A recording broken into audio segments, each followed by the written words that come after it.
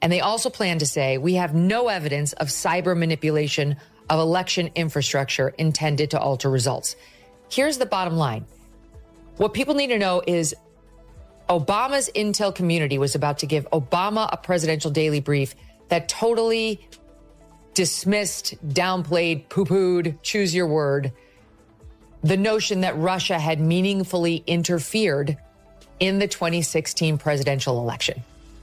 Fox News alert, the director of national intelligence, Tulsi Gabbard, releasing a bombshell report today that shows a conspiracy by a sitting president, Barack Obama, and his intel agencies to sabotage the president-elect, Donald Trump, brainwash the electorate, and undermine the legit. Once praised as a symbol of hope and change, he now finds himself facing the consequences of the image he helped build. Behind the polished speeches and carefully crafted appearances, the cracks are becoming harder to ignore.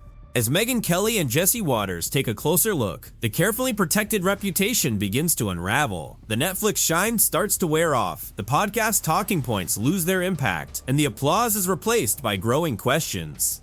This goes beyond simple criticism. It's a closer examination of the gap between words and reality. And when that carefully maintained image finally started to crack, everything changed. January 17 was set to downplay Russian interference in the 16 election. And then after a meeting with Obama and the top intelligence community officials, or at Obama's direction at least, the intelligence community did a complete 180 and played up Russian interference. Democrats spent the last 2 decades calling men toxic and shipping their jobs overseas, and now they're asking, where did all the men go? Obama's trying to save the party he destroyed, so he's on a manhunt. But there's one problem. The brothers don't listen to him anymore, so he's trying to transition boys into girls. Barack's got his own rules for men, but these are the rules that made men leave the party in the first. Megyn Kelly didn't waste any time reacting. The moment the latest Russia collusion claims involving Obama surfaced, her frustration was impossible to miss. She may not be fully fired up yet, but you can tell her patience is wearing thin. The man who was once celebrated as the face of hope and change is now, in the eyes of critics, becoming harder to understand and defend. Jesse Waters approached the story like a determined investigator, piecing together details and looking for answers. Their reactions weren't filled with shock. Instead, it felt more like the disbelief that comes from watching a former president face growing scrutiny and difficult questions. To them, it looked like another chapter in a story that keeps raising more concerns than answers. Michelle's outshining him. She's a big Netflix star, best-selling author. Now she's a fruit juice tycoon. And he's just left starved for attention, just the way Michelle likes it. We had your wife Michelle on the show, and she had mentioned that for about 10 years of the marriage, she really didn't like you. Oh, man. So asking for a friend, how do you get back in good graces? Again, for a friend. You got a pen, so I take notes. Let me just say this. It sure helps to be out of the White House. Let's be honest, the image that once made Obama seem untouchable isn't as strong as it used to be. There was a time when he set the tone and easily captured the spotlight, but today some critics argue that the appeal has started to fade. What once felt fresh and inspiring now strikes them as familiar and repetitive. He still arrives at places like Martha's Vineyard with the presence of a former president, but the excitement that once surrounded him doesn't seem quite the same. Instead, recent headlines, controversial endorsements, and carefully crafted podcast appearances have drawn more attention. To some observers, those speeches and conversations feel so polished and rehearsed that they sound less like spontaneous thoughts and more like lines that have been practiced countless times before. Let's go back to December of 2016. Barack Obama's president, but Trump has won and is going to be taking over as president in January. And they planned, the intel officials under Barack Obama planned, a lot of this is from Racket News, which everybody should read directly, Matt's group. Intel officials planned a December 9th, 2016 presidential daily brief, which is always from the intel community for the president, letting him know what's happening in the world. They planned a PDB that would say foreign adversaries, quoting here, foreign adversaries did not use cyber attacks on election infrastructure to alter the... Megyn Kelly didn't hold back. She jumped into the discussion with sharp criticism, taking aim at Obama's post-presidency image and the brand he has built over the years. Her approach was direct and relentless, challenging what she sees as the gap between public messaging and personal actions. She focused heavily on what critics call a pattern of hypocrisy. From speaking about climate change while traveling by private jet to delivering speeches about democracy while maintaining close ties with major tech figures, Kelly argued that the contradictions are becoming harder to ignore. In her view, the irony wasn't subtle at all. It was front and center, raising questions that many supporters and critics alike can't easily dismiss. There is irrefutable evidence that detail how President Obama and his national security team directed the creation of an intelligence community assessment that they knew was false. They knew it would promote this contrived narrative that Russia interfered in the 2016 election to help President Trump win, selling it to the American people as though it were true. It wasn't.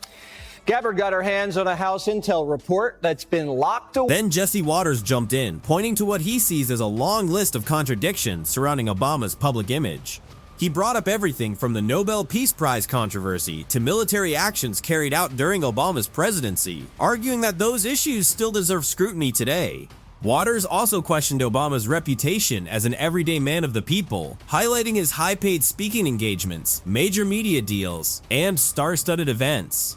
Megyn Kelly barely needed to add anything. Her reaction alone seemed to say plenty. The conversation then shifted to the 2016 election and the intelligence assessments surrounding Russian interference. Kelly noted that recent revelations have raised new questions about how those reports were handled. According to the claims being discussed, an initial assessment reportedly changed direction after discussions involving top intelligence officials, fueling fresh debate about what happened behind the scenes and why. Earlier this week, I actually wrote this down. I rarely write down what I'm going to say, but I just didn't want to forget it because there's so many moving parts.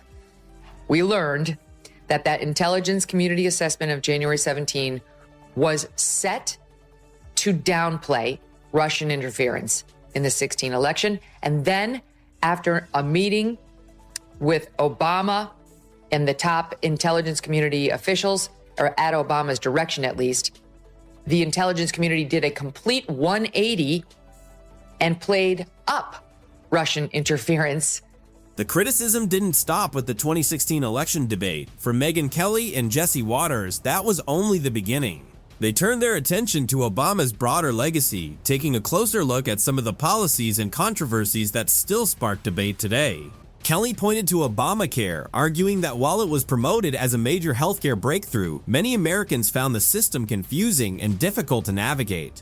Meanwhile, Obama continues to defend it as one of his most important accomplishments. The discussion also moved to border policies, with Waters noting that some detention facilities often associated with later administrations were originally planned and built years earlier. He argued that this part of the story is frequently overlooked. They also revisited several controversies from Obama's presidency, including Fast and Furious, the IRS targeting controversy, and Benghazi. In their view, many of these issues never received the level of scrutiny they deserved, partly because Obama often benefited from favorable media coverage during his time in office. Didn't like Barack for 10 years? Well, join the club. We didn't like him for 8. So Michelle hated being first lady, always in the shadow of the president. But now she's in charge, and she's only letting Obama out of the house to do one thing: cry about Fox. What about this country keeps you up at night? The thing that I'm most worried about is the degree to which we now have a divided conversation. Kelly and Waters also took aim at Obama's continued presence in the spotlight. From Netflix and Spotify deals to frequent interviews and public appearances, they argued that he sometimes seems more focused on maintaining a personal brand than stepping away from the public stage. Waters joked that Obama's podcast appearances and polished image practically write the comedy material on their own. He also questioned whether messages about income inequality resonate as strongly when they come from someone who has achieved immense personal success. The pair even revisited Obama's presidential portrait unveiling, suggesting it reflected a focus on image and legacy. In their view, moments like that felt less like a celebration of public service and more like another chapter in a carefully crafted personal brand. Birthday? Yeah. Was it her birthday or their anniversary?